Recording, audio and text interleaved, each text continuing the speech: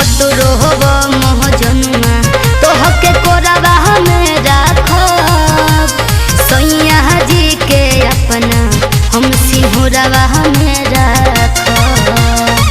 बुझला ना हो काट दिहले ते दिल के हमारा सब्जी के जैसे कोई दिहले ते बैन हमके पबजी के जैसे।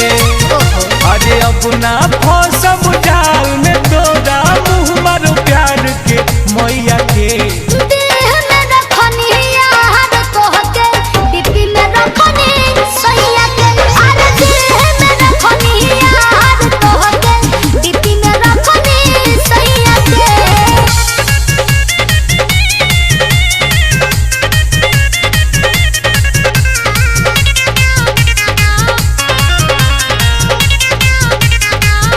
घर बदलल बा टुम टुम लेकिन पसंद नहीं खे बदलल तन बदलल बा सुन बाकी मन नहीं खे बदलल।